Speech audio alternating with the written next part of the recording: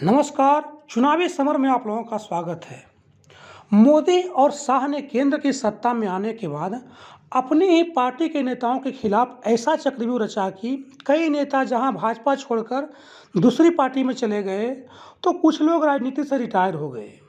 जी हां, भाजपा में ऐसे नेताओं की लिस्ट काफ़ी लंबी है जिन पर मोदी और शाह का हंटर चला है। इस लिस्ट में सबसे बड़ा नाम लाल कृष्ण आडवाणी का है, जिन्हें मोदी और शाह ने मिलकर जबरन रिटायर करा दिया। इसके बाद मुरली मनोहर जोशी का नाम आता है।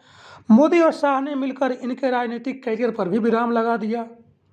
इस लिस्ट में और भी ऐसे कई बड़े नाम हैं जिनके मन में मोदी और शाह के खिलाफ काफ़ी ज़्यादा आक्रोश है, लेकिन भाजपा के प्रति वफादारी रखने की वजह से उन्होंने अपनी जुबान पर ताला लगा कर रखा है।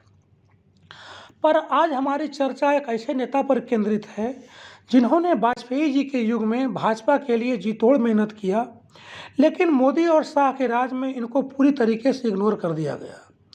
तब जाकर इन्होंने अब तृणमूल कांग्रेस का दामन थामकर बंगाल में भाजपा के लिए खतरे की घंटी बजा दी है।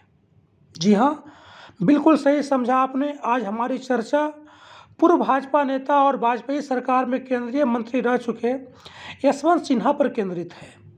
आपको बता दें कि यशवंत सिन्हा ने तृणमूल कांग्रेस ज्वाइन कर लिया है। वहीं ममता के पार्टी में शामिल होते ही उन्होंने मोदी सरकार के खिलाफ जोरदार हमला बोला है।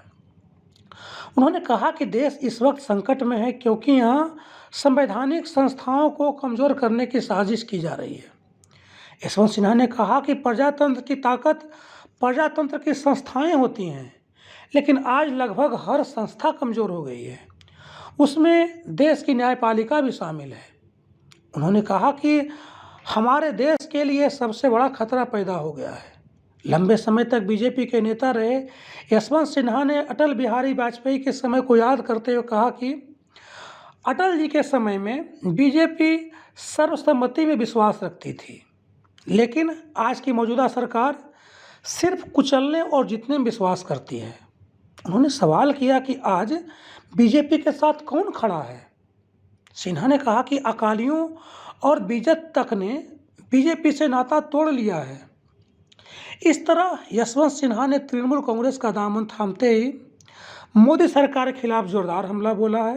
उन्होंने साफ साफ कहा है कि मौजूदा सरकार सिर्फ जनता को कुचलना जानती है और किसी भी तरीके से जीतने में ज़्यादा विश्वास रखती है। जाहिर सी बात है कि अगर भाजपा के नेता खुलकर मोदी और शाह का जोरदार तरीके से विरोध करेंगे तो उसका व्यापक असर देखने को मिल सकता है और संभव है कि इससे कई अंधभक्तों की आंखें भी खुल जाए। धन्यवाद।